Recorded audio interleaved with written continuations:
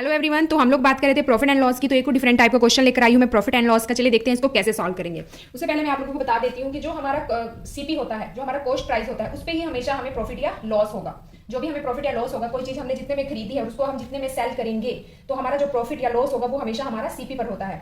उसके बाद जो हमारा डिस्काउंट भी हमारे इसके अंदर एक चैप्टर आता है डिस्काउंट का। डिस्काउंट हमेशा हमें किस पर दिया जाता है? मार्क प्राइस पर। जो हमारा किसी भी चीज़ का मार्क प्राइस होता है, एमपी होता है, उस पर हमें हमेशा डिस्काउंट दिया जाता है। डिस्काउंट देने के बाद वो हमारा बन जाता है सेलिंग प्राइस। क्या बन जाता है? Selling price. तो चलिए देखते हैं, क्वेश्चन सॉल्व करते हैं। A shopkeeper sells an article at a loss of 16%. Had he sold it for ₹170 more, he would have earned a profit of 18%. The cost price of the article is. कोई shopkeeper है, वो कोई article अपना cell करता है कितने में? अ loss of 16% के लॉस में। कोई भी चीज हमारे पास अपने आप में कितनी होती है? 100%।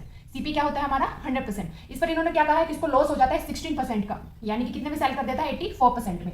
और उसके बाद उन्होंने कहा कि अगर वो 170 रुपए ज्यादा में सेल करता तो उसको क्या हो जाता? प्रॉफिट हो जाता। सीपी पे ही प्रॉफिट होएगा कितने का? 18% का, यानी कि उसको 118% में वो बेच देता है। The cost price of the article is, हमें क्या निकालना है? सीपी निकालना है। तो देखिए इन दोनों का डिफरेंस क्या है हमारे पास? डिफरेंस कितना है? 34%।